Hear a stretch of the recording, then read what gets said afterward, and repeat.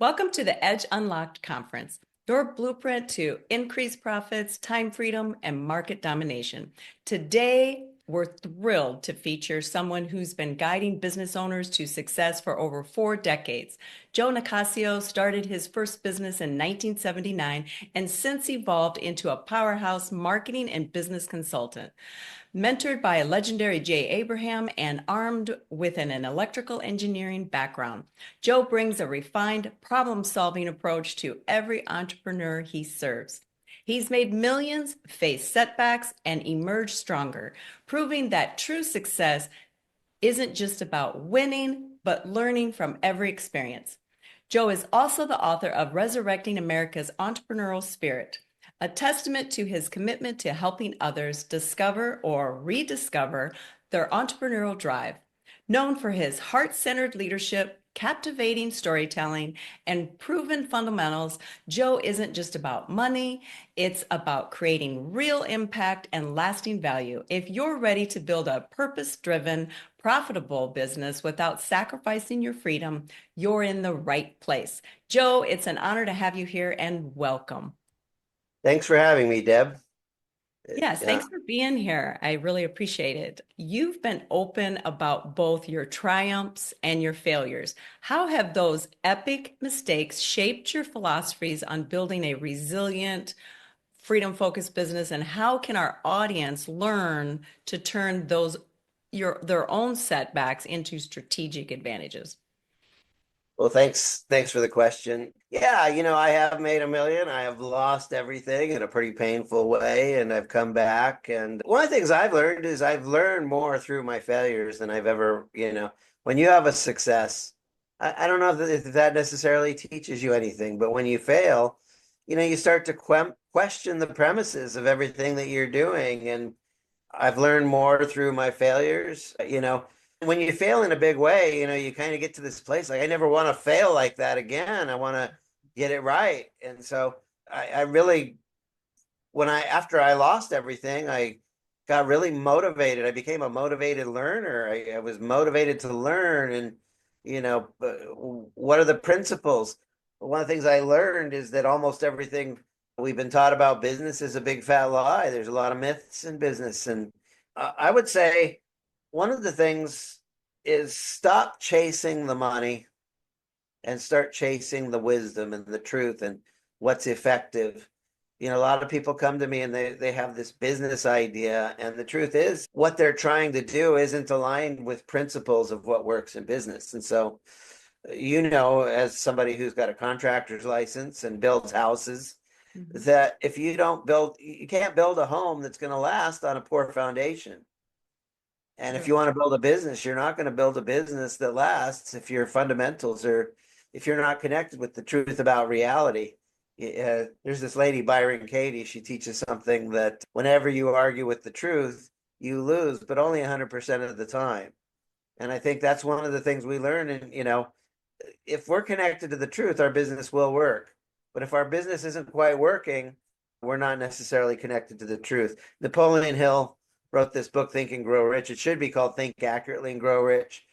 Accurate thinking, he says, is the keystone to the whole Think and Grow Rich philosophy. He says, accurate thinking has the effectiveness of a 2-ton wrecking ball, but inaccurate thinking has the effectiveness of a 2-pound tack hammer. And so a lot of times our thinking is almost right, but almost right ain't right. Almost right ain't square. Okay, and it's not level. And so I would say that if you have setbacks, every setback is a setup for a comeback. I like that. I like that. Well, you have a unique background in electrical engineering. How does your engineering mindset influence the way you approach problem solving, marketing, and business strategy for both, entrepreneurs seeking both profit and time freedom? Yeah, look, they say 9 out of 10 people fail in business. I say, but not on my watch. So the more I looked at that, when I got into my own business, when I shifted from being a technology guy into being a business consultant, I looked at this idea that 9 out of 10 people fail in business. I looked at it as an engineering problem. And how can I engineer a process where 9 out of 10, or even, how can I make it so everybody or almost everybody succeeds in business? And so when I was doing electrical engineering work, I became a very good troubleshooter, problem solver, and there's a forensic diagnostic way of solving problems. Mhm. For example, every machine has inputs and it has outputs. And if you're putting lots of inputs in and not getting much outputs out, there's something wrong with the machine. And the same thing's true in your business. I was telling you earlier about before we got on this recording that the parable of the fig tree. Jesus in the scriptures only got angry twice. One was the money changers, and the other was the fig tree that didn't bear fruit. And I was at church and somebody asked, why was he angry at a fig tree? And I said, I don't think he was angry at the fig tree. He was angry at people because people work so hard and they don't get fruit from their labors. And so if we're not generating fruit, I think the Savior is not happy with that. And we need to look at if you're going to work, 40 hours a week or whatever, plus or minus, that we need to start looking at that as an engineering problem. How can I, if I'm going to put the time in, how can I make sure that fruit's coming out the other side? And so I used to troubleshoot high-tech electronics. Now I troubleshoot business people, business processes. Part of our challenges are the inner game, and part of it is the external, the outer game. I like And that. it's an engineering problem to be solved. And Yeah. it can be solved. Well, that's good. That's good to know. I like that because I think I kind of like things more strategic. And so I like that looking at it like an engineer and that if you're not getting the output put that there's a problem. So I really like that. So thank you. That should Yes. help. That should help. You were mentored by Jay Abraham, one of the world's most renowned marketing experts. What's the single most impactful lesson you learned from Jay, and how does it continue to guide your approach to helping entrepreneurs grow and dominate in their markets? Well, I think one of the things I learned from Jay is to run your business like a laboratory, run tests. There's a Jay Abraham quote: you have no right to tell the marketplace what they will respond to, but you have an obligation to discover. And we do that by running tests, just like Edison ran 10,000 tests to find the proper filament for a light bulb. You need to run tests in your business. One of the things that a lot of people don't know about Jay Abraham is he did consulting for the Demings organization. J.W. Edwards Demings he's the guy after we bombed Japan in the Second World War with the nuclear bomb. Um, Deming went to Japan and for what do they call it, reparations, to bring back the Japanese. And he had this class of 50 people and he taught them quality in manufacturing. So anything that you do in your business can be codified into a process. Anything that you codify into a process can be measured. Anything that can be measured can be improved upon. And so if we're constantly improving our process, we can constantly improve our results. Now, the interesting thing about Deming is he had this class of 50 people that were all small business owners. They were the founder of Toyota. They were the founder of Panasonic. This is the founder of Sanyo, the founder of Sony, the founder of Mitsubishi. All of these small business owners became titans. Before Deming went to Japan, Japan had a reputation, made in Japan meant low quality. And because of Deming, he started a revolution of quality in Japan. Made in Japan now means quality, And so something else I learned from Jay, a lot of people there's really a lot of distinctions of what makes a business successful. And I've got a list here in front of me. A lot of people say, well, mindset is everything. And I'm like, no, it's not. That's one of nine. Okay. Number one is your marketing. You'd have the best mindset in the world, but without good marketing, your business is going to struggle. Number two is strategy. You need to be strategic. You can't just be tactical like a Navy SEAL. Number three is capital. The way you manage money is going to be a difference in the way you run your business. Mhm. Number four is your business model. You can have all the knowledge in the world and the right mindset in the world, but I meet people and it's like, hey, I want to make 10,000 a month, and it's like, well, what's your business? Well, I have this book I wrote. Well, hey, guess what? It's hard to get to 10K a month selling books alone. Yeah. Yeah. Okay. That's number four. Number five is relationships. They say it's not what you know, but who you know. Who wants to know you? But if you're hanging out with the wrong people, your business isn't going to grow. You want to be strategic. You want to be around movers and shakers, and you want to up your who. You want to upgrade the quality of and the right people that you're hanging out with. Number 6 is distribution channels. Sometimes the internet's not the only way to sell a product. Maybe it's at trade shows. Maybe it's through direct mail. There's a lot of different distribution channels, but if you're trying to sell female products in Sports Illustrated, you're probably going to struggle because, selling female products to a male crowd doesn't make sense. So you want to be in the right distribution channels. Are you offering the right product or service? That's number 7. You can have the best mindset in the world, but sometimes we need to tweak our packaging. If I take Deb Burger in a brown paper bag versus Deb Burger in a powder blue Tiffany box, you're the same person, but we package you up more attractively, and you're getting in the marketplace, you're going to get more clients.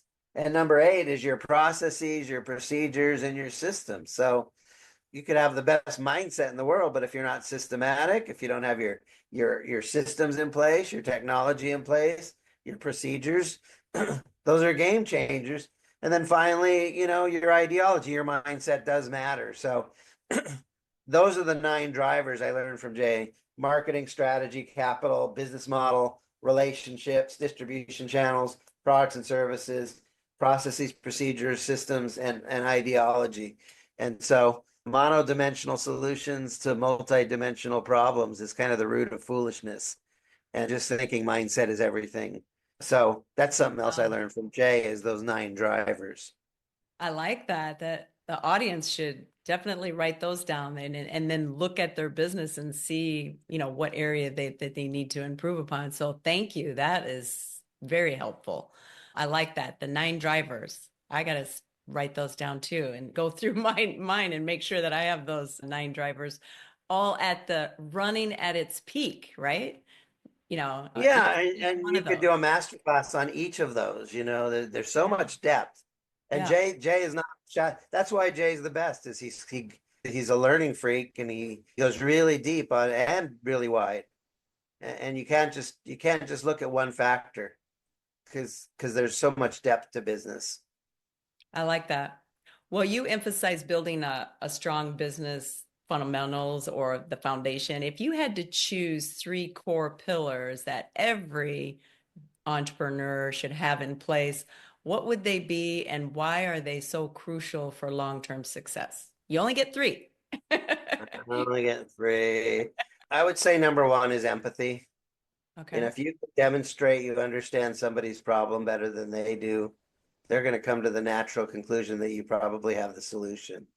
A lot of people are like, nobody understands me. And if you could come along and demonstrate that I do understand you and I do understand what you're going through, then you're going to go, wow, finally somebody understands me. You Mhm. don't have to yell at people. How do you get people's attention in this noisy world? Some people would say yell louder, but you want to whisper the right words in the right ear at the right time to demonstrate, I get you. I get your problems. I get what you're going through. Mhm. And a lot of people are so stuck in this, I'm trying to sell my stuff, that they don't take the time to get into the head and really understand what's going on. The Yeah. second thing is, and I learned this from Gary Halpert, you know, he talked about, he had 10 marketing geniuses. He had a bunch of marketing geniuses in a room, and he asked them, if you had one advantage over, if you had a restaurant, you had one advantage over all other restaurants, what would it be? And the first guy said location, location, location. He says, okay, good answer. He asked the second one, and he said, I'd want the best chef. Okay, good answer. The next one, he said, I'd want bargain food. Everybody's looking for a good bargain food. He says, Mhm. okay, good answer. He asked the next one, and he said, ambience, nice environment where people feel comfortable spending money. He says, okay, good answer. And then the last one, if you had one advantage, and the last guy said customer service. Okay. And Gary Halpert, he said, okay, those are all good Mhm. and they all matter. But he says, if I had one advantage, if I had a restaurant, I had one advantage over all the other restaurants, I would want a starving crowd. If I had a starving crowd, location doesn't matter. They'll go off the beaten path. if I have a starving crowd, I can serve steak and delicious food, or I could serve tacos or hot dogs. They're starving. They'll eat whatever I feed to them. If I have a starving crowd, I don't need a fancy location. I could have a taco stand. There'll be a line around the block. And he says, even if I had a starving crowd, if they were starving for what I have, I don't need good customer service. I could be like the soup Nazi in Seinfeld, like, no soup for you. He's Yeah. like super rude. It's like, why do people stand in line? It's because they're starving. They crave his food. So Hmm. I would say that's lesson number two, or pillar number two, is identify your starving crowd. Hmm. Number three, I would say, is third pillar is show up as a leader. People are silently begging to be led. Hmm. Okay. Sales is not about manipulating people. Sales is about helping people make wise decisions, helping make, helping wise decisions for you, the buyer. Hmm. Okay. And so you don't need to manipulate people. You need to lead people. It's like people don't need more content. They do need more context, but what they really need to do is feel like a sense of connection. Like conversions happen in connections, and people will connect with you when they feel like you have their best interests in their heart, Hmm. and they want the connection, but you know what they really need is they need a map. They need a pathway. If I can see that you're going to lead me from where I am, where I don't want to be, and Hmm. you're going to lead me to the promised land of where I want to be, and you're going to hold my hand and connect the dots, and you're going to be a leader that's going to get me from here to there, then I would say that's the third pillar, is people are silently begging to be led. So show up as the leader to help people make decisions that are wise for them and to show them the path. I like that. So empathy, have a starving crowd, and be a better leader. Yes. I like that. I like that. Which brings us into the next question, where many business owners struggle with marketing that feels pushy or inauthentic. How do you teach entrepreneurs to create magnet marketing campaigns that not only attract ideal clients, but also maintain integrity and authenticity? Yeah, and that's a fine line for people. We want to promote our stuff. We want people to buy our stuff. But if you're pushy, it never works. So I think the best metaphor is to just say it's better to kiss a girl who's leaning into you than try to kiss a girl who's leaning away from you. The same thing is true in business. So we want people to raise their hand. So our marketing should be hand raising. We want to do something to initiate people leaning into us. And then the second part of that is to start having a dialogue to discover the desires of their heart. Okay. Let me know what's going on with you. What are you going through? What are your problems? And when people feel confident you can solve their problems, they will hire you.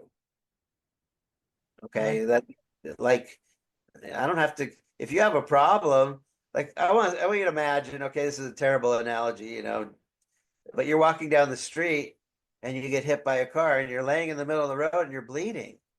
Okay, do you need some, it's like, do you need some sales technique to, you're like, help me, Mhm. do you need to have a resume? No, I need to look at three proposals first before I let you fix. It's like, fix me. If the pain is large enough, people will pay the price. And so as marketers, I think one of the things we want to do is help.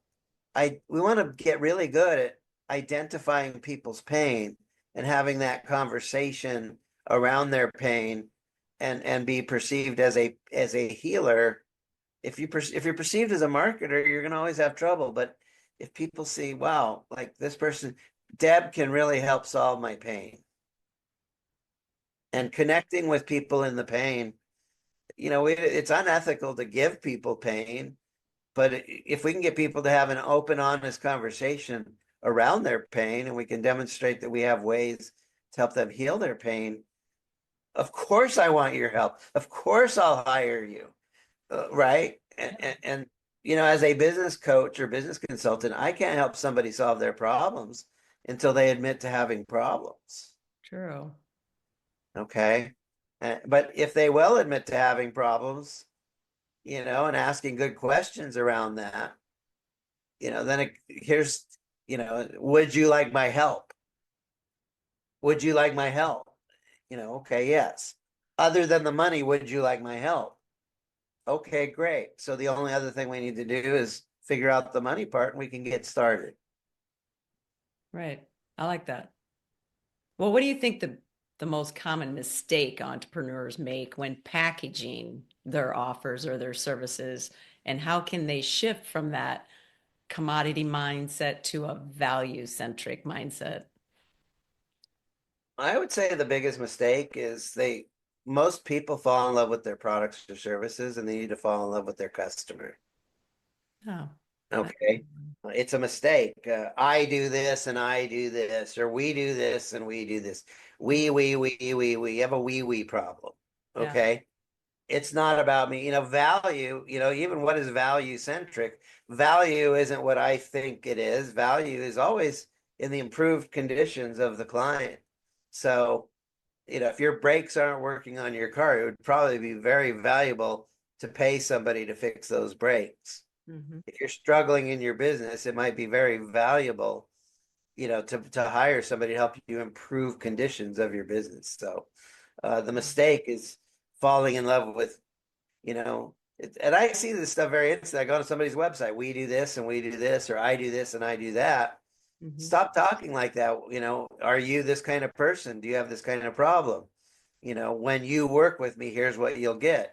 Here's what, is this what you want? Well, I can help you get that what you want. So value has nothing to do with your self-esteem. Value has nothing to do with how much cash you have in your bank account. Value is in the perception of the buyer.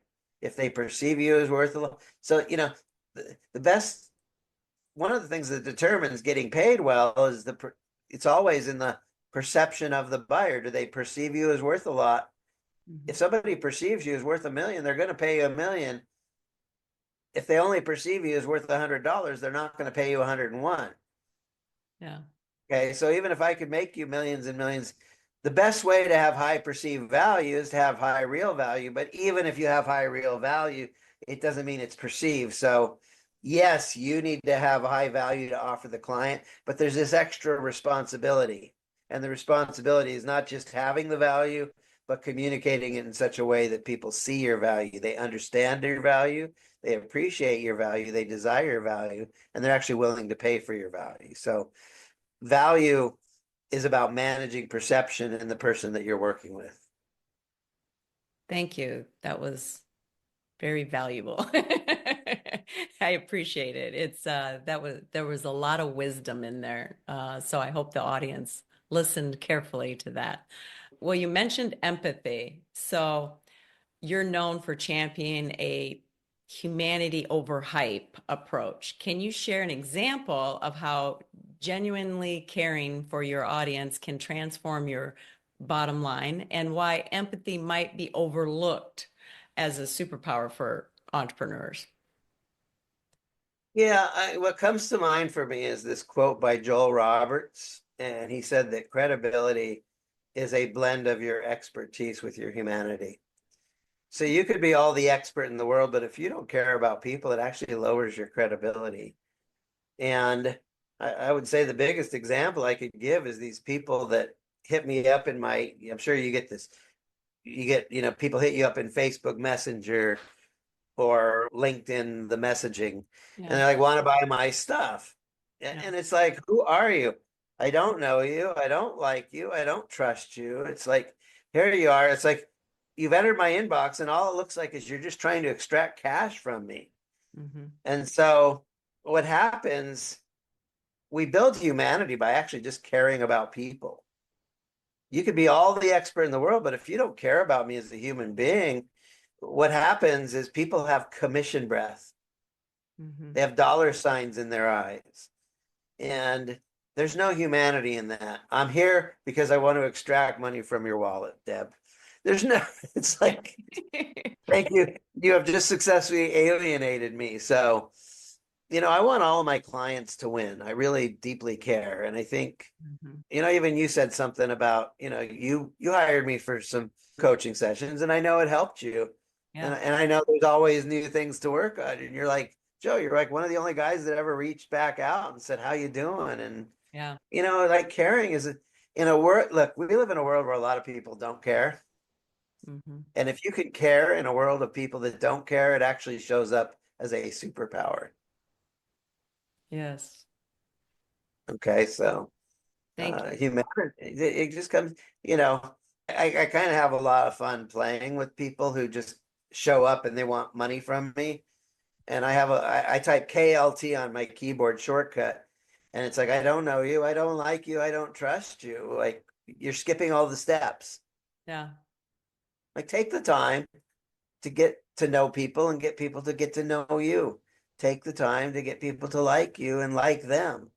Develop that mutual trust back and forth. And once you actually never connect at a business level until you first connect at a human level. If you can connect at a human level first, everything else seems to fall in line. Yeah. I like that. I like that.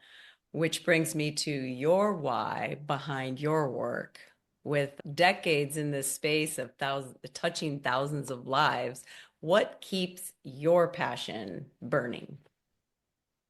I think the biggest thing for me is just having this ability to witness people blossom. Like it's very fulfilling. I'm working with a guy, Nathan, right now, and he does this thing where he helps, a lot of people go through divorce and the kids they're the ones that get hurt the most. And Yeah.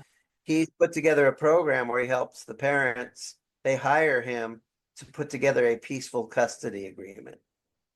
Now, Nathan is a super bright guy and he's kind of like scattered all over the place. And like he said that about the custody agreement. I latched onto that. It's like, wow, nobody's doing anything like that. And what a great service to Yeah. protect the children. And I came back to him and it's like he was doing all these other things. I'm like, Nathan, that thing with custody agreements, and watching him zero in on that and go from scattered to focused and doing something that truly helps people, protecting families, protecting children, protecting, you know, so that mom and dad and the children actually putting this bubble of protection around children. But Hmm. he's turning it into a real business that makes him real money but it offers such and watching him blossom and go from this scattered guy to this focused guy to Hmm. somebody making a difference. And it is so needed. And it's so needed. And I don't know, there's some kind of reward and fulfillment of helping people get out of their own way. Yeah, that's nice. I like that. I like that. Well, as far as our audience, I mean, you've given so much and hopefully they're taking notes, but what are some actionable steps our audience can take today to truly unlock their potential and see tangible growth this year? And do you have a special resource or offering for them to accelerate their path to profitability? Sure. I did a little talk on the lost art of lead nurturing, and I'd love to make that available to people. I can get you a link to that you can Okay. give away. Look, everybody wants the Glengarry leads. I don't know if you've seen that movie, Glengarry, Glen Ross. It's a movie about sales where no sales are made. And the truth is, a lot of people, they generate a lead and they immediately try to jump into a sales call. Hmm. And then after the sales call, if they don't buy, they follow up later. Well, I think what you want to do is generate a lead and then nurture that lead before you even talk to them to raise their buying temperature. Hmm. And so I did put together a little training on this. Okay. And I believe if you generate a lead and warm them up before you talk to them, don't do the follow up after the sales call. Do the No, follow up before you even have the sales call. I like that. And if people are hot and bothered and warmed up before you even talk to them, on the one hand, people have very short attention spans. Okay. We know that. Yeah. But on the other hand, okay, we know if people really like something, like say you're watching Netflix Mhm. If people really like a certain show or series, they will binge watch. Yeah. Okay. One of the things we know is bingers are buyers. Hmm. So after you generate a lead, why not give your people a binge-worthy experience to get them binging on your best content Yeah. so that the more they see your stuff, the more they're like, wow, I want to work with Deb. I Mhm. want to work with Joe. I want to work with whoever. Yeah. And so that's the one tip I'd like to give you is don't just generate leads and jump into a sales call.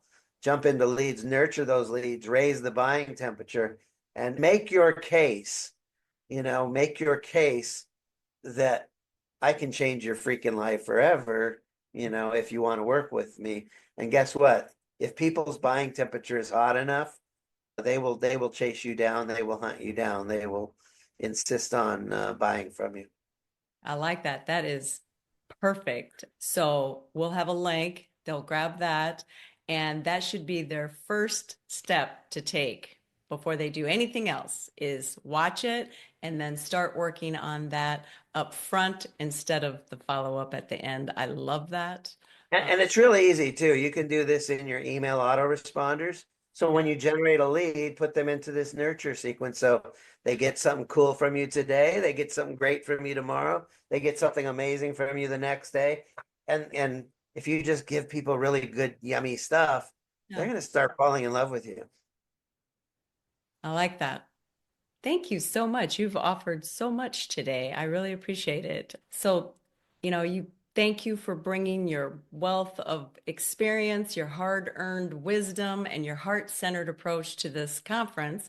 Your insights remind us that true entrepreneurial success is a balance of strong fundamentals, authentic connection, and the courage to learn from every stumble. We appreciate you sharing your blueprint for achieving both profit and purpose, those 9 drivers. Make sure that they get those written down too and take advantage of the link that we're going to have there. That's going to also give them so much more value. To our audience, if you're ready to take what you've learned and apply it right away, be sure to connect with Joe and tap into the resources he's generously offering. This is your chance to start building sustainable, fulfilling businesses that align with your vision and of freedom and impact. And Joe, thank you again for being part of the Edge Unlocked. And I'm truly grateful for the value and inspiration you've provided and you continue to provide. Thank you, Deb. And I didn't give my website. It's employeeescapeplan.com. Okay, and they can reach out to you there, and then maybe also they could reach out to you on LinkedIn and also the links and things that we provided. Yes. Awesome. Thank you. And they could also grab your book too, right? Yes. Yeah. Yes. Yeah, grab your book. And then I really feel like there's just so much value in what you're doing, and you can really get people on track with processes and things like that. So, truly, truly, everybody should reach out to you and definitely check him out on his website. Thank you so much, Joe, for being here. Thank you for thanking me. I appreciate being appreciated. Thanks.